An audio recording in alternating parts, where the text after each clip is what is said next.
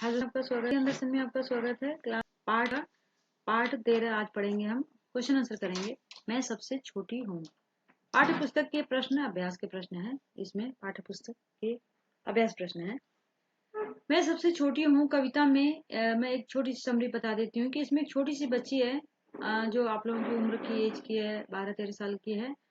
और वही इसमें कवि अपने माध्यम से सुमित्रा नंदन पंत जी बताना चाहते हैं कि जो छोटी सी बच्ची है वह छोटी है और वो बड़ी होने के बाद वो कहती है कि मैं हमेशा छोटा बन के रहना चाहती हूँ।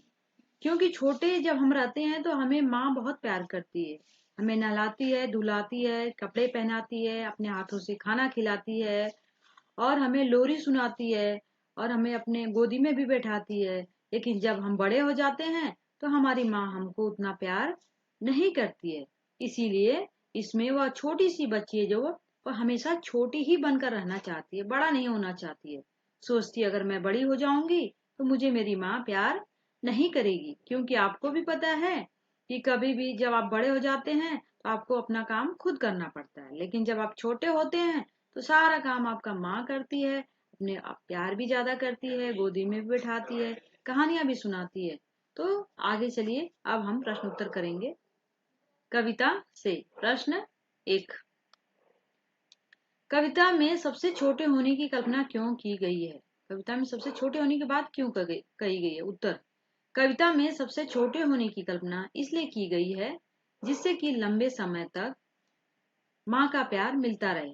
कविता में अगर छोटे बच्चे अगर रहेंगे तो माँ ज्यादा प्यार करेगी, हमेशा प्यार करती है, बड़े होने पर नहीं करती है। दूसरा, माँ की आंचल की छाया मिलती रहेगी, माँ के आंचल, माँ के गोद का प्यार हमेशा हमको मिलता रहेगा, माँ का साथ मिलता रहेगा। तीसरा, विभिन्न प्रकार के खिलौने भी मिलेंगे, टॉफी चॉकलेट भी मिलेंगे, माँ द्वारा परियों की कहानियां भी सुनाई जाएगी। तो ये सारे जो है माँ हमको बहुत प्यार करेगी, माँ गोदी में आंचल में बैठाएगी, माँ का साथ मिलेगा, माँ खिलौने भी देगी, चॉकलेट भी देगी और बहुत सारी परियों की कहानियां भी सुनाएगी माँ। इसीलिए बच्ची छोटा बनकर रहना चाहती है। दूसरा है, कविता में ऐसी बड़ी न हूं मैं क्यों कहा गया है, क्या तुम भी हमेशा छोटे बने रहना पसंद करोगे? ये ये उत्तर है, इस कविता में एक बच्ची छोटी रहकर माँ के साथ रहना पसंद करती है। वह ऐसी बड़ी बनना पसंद नहीं करती जिससे वह माँ का प्यार दुलार न पा सके। बड़ी बनकर वह माँ के प्यार को खोना नहीं चाहती। इसीलिए इस कविता में ऐसी बड़ी न हूं मैं की कामना की गई है। हाँ, मैं भी हमेशा छोटे बने रहना पसंद करूंगी। कविता में बच्ची छोटा ही रहना चाहती है, वह बड़ी नहीं होना चाहती है, क्योंकि छोटे पर माँ प्यार करती है, दुलार करती है, लोरियां सुनाती है, मैं नहलाती है, धुलाती है, सब कुछ सारे काम माँ हमारा करती है और हमें बहुत प्यार करती है, लेकिन बड़े होने पे नहीं करती है। इसीलिए वह छोटी सी बच्ची हमेशा छोटा बनकर रहना पसंद करती है। अब आपको क्या पसंद है? प्रश्न 3 है, आशय स्पष्ट करो, इसका अर्थ बताना है, भावार्थ है। हाथ पकड़ फिर सदा हमारे साथ नहीं फिरती दिन रात। कहने का तात्पर्य है कि जब हाथ पकड़ फिर सदा हमारे, जब हम बड़े हो जाते हैं तो माँ हमारा हाथ नहीं पकड़ती है, हमेशा साथ नहीं फिरते और हमारे साथ दिन रात भी नहीं फिरती है बड़े होने पर। उत्तर है, इस कविता का आशय यह है कि बच्ची अपनी माँ की सबसे छोटी संतान बनकर रहना चाहती है, क्योंकि बड़े हो जाने पर उसका साथ माँ से छूट जाता है। जिस तरह छोटे रहने पर माँ हमेशा बच्चे के साथ रहकर समय तथा प्यार देती है, वैसा अब नहीं करती, वह हमेशा माँ का साथ चाहती है। तो इसमें यही है कि बच्ची जो है वह हमेशा छोटी संतान बनकर रहना चाहती है, क्योंकि उसे पता है अगर मैं बड़ी हो गई तो माँ उतना प्यार हमको नहीं देगी, उतना छूट नहीं देगी। इसीलिए वह बच्ची जो है हमेशा छोटा बनकर रहना चाहती है और हमेशा माँ का प्यार चाहती है। 4, अपने छुटपन में बच्चे अपनी माँ के बहुत करीब होते हैं। इस कविता में नजदीकी की कौन कौन सी स्थितियां बताई गई? नजदीकी मतलब एकदम माँ के करीब रहना, पास रहना। अगर आप छोटे हैं, बच्चे हैं, तो बहुत माँ के करीब रहते हैं, माँ के आजू बाजू अगल बगल में रहते हैं। माँ हमेशा आपका ख्याल करती है, ध्यान रखती है और आपकी सारी आवश्यकता को पूरी करती है। माँ की गोदी में सोना, परियों की कहानी सुनना, उसकी आंचल पकड़कर चलना, उसके हाथों खाना तथा उसके हाथों सजना, संवरना, नहलाना, धुलाना आदि इस कविता में नजदीकी की स्थितियां बताई गई हैं। तो जब हम छोटे होते हैं तो माँ हमें कहानी सुनाती है, गोदी में भी लेती है, हाथ पकड़ती है माँ, और हम माँ का आंचल पकड़ते हैं और माँ के हाथों से खाना भी खाते हैं। माँ सजाती है हमको, हमारा पूरा पाउडर करती है, हमारा कंघी करती है, और हम माँ के साथ हमेशा नजदीकी बनाए रखते हैं। कविता से आगे, तुम्हारी माँ तुम लोगों के लिए क्या क्या काम करती है? उत्तर है, हमारी माँ हमारे लिए निम्नलिखित कार्य करती है। इसमें जो है क्वेश्चन है, ये जो क्वेश्चन का उत्तर दिया गया है, आपके जीवन में जो हो रहा है आपकी माँ के साथ, आपके साथ, वो अपने अपनी तरीके से भी आप इसे लिख सकते हैं। पहला है, वह हमें कभी भी अपने से अलग नहीं करती है। माँ हमें अपने से अलग नहीं करती। वह दिन रात हमें अपने साथ लिए फिरती है। वह हमें प्यार से अपनी गोदी में सुलाती है, अपने हाथों नहलाती धुलाती और हमें तैयार भी करती है। माँ वह हमें खाना खिलाने के बाद मुंह हाथ धोती है, धूल आदि पोंछकर हमें सजाती और संवारती है। वह हमें परियों की कहानी सुनाती है, मेरी हर जरूरत का ध्यान रखती है। माँ अच्छी बातें सिखाती है, गृह कार्य भी करवाती है और मुझे पढ़ाती भी है।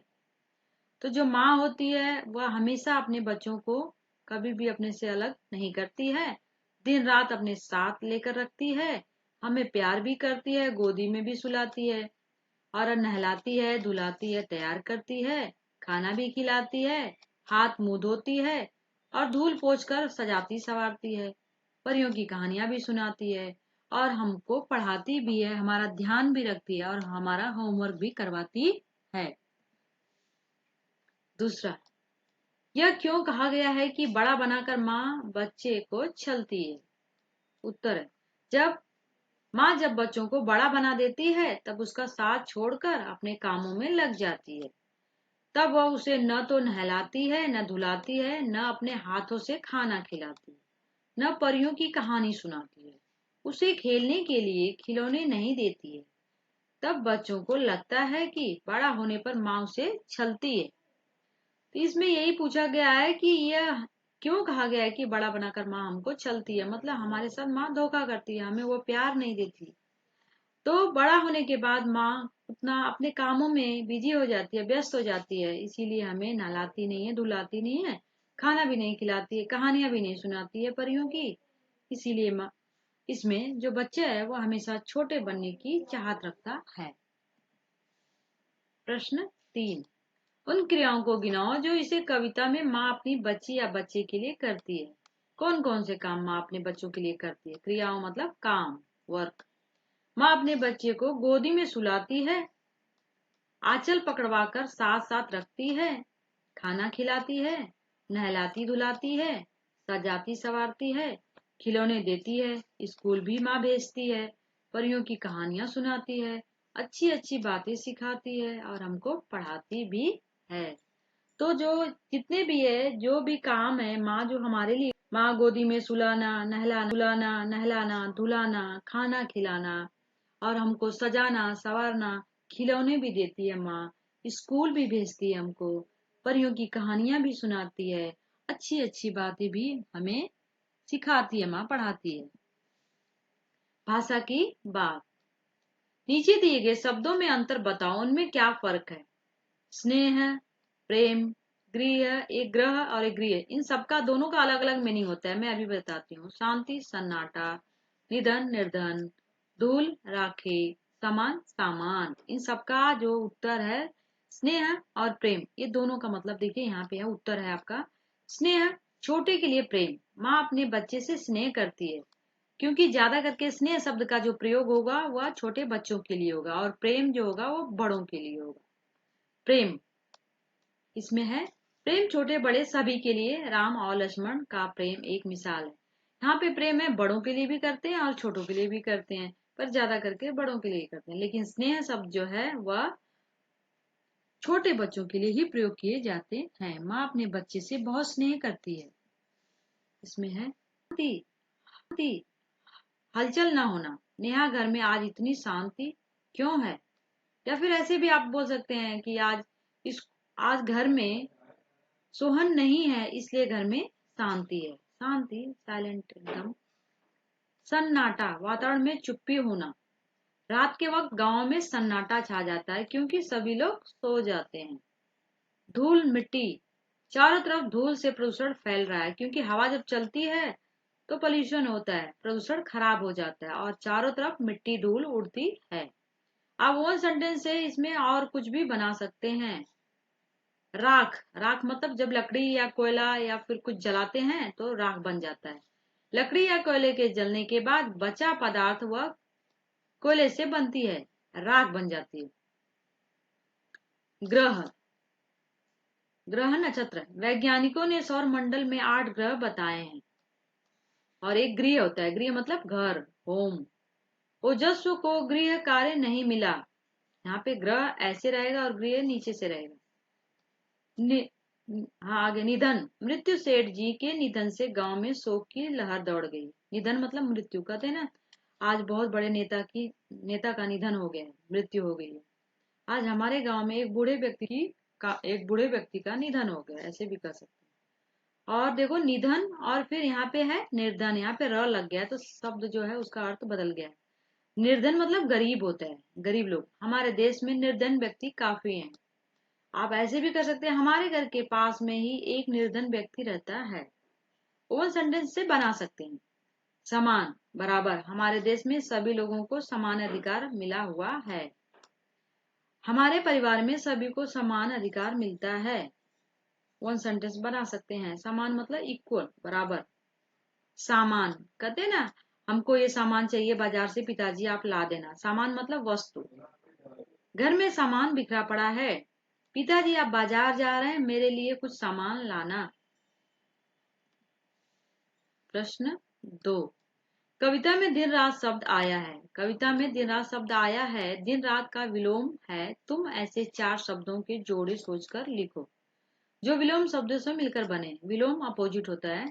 जोड़ों के अर्थ को समझने के लिए वाक्य भी बनाना है। ये सारे जो भी हैं ये सब के सब अपोजिट हैं, विलोम है, और इन्हीं विलोम से हमें वन सेंटेंस जो वाक्य बनाना है।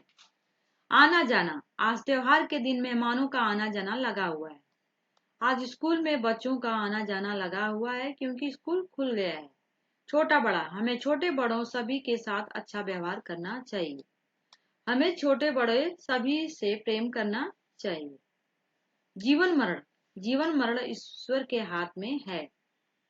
अपना पराया, यहाँ अपना पराया कोई नहीं, सब बराबर हैं। हमारे घर में अपना पराया किसी को समझा नहीं जाता है। लाभ हानि, व्यापार में लाभ हानि लगा रहती है। भला बुरा, हमें भला बुरा देखकर ही कार्य करना चाहिए। हमें भला बुरा देखकर ही किसी कार्य को करना चाहिए। इस तरीके से है ये। और इसमें जो भी ये जितने भी आना जाना मतलब आना फिर जाना, छोटा बड़ा, जीवन मरण, अपना पराया, लाभ हानि, भला बुरा, ये सभी के सभी अपोजिट हैं, विलोम है। और इन विलोम शब्दों से ही आपको वाक्य बनाना है, सेंटेंस। आप इसे ओवन सेंटेंस भी बना सकते हैं। तो इस तरीके से जो है आपके सारे प्रश्न पूरे हो गए हैं। और thank you for the watching. Like share subscribe कीजिए।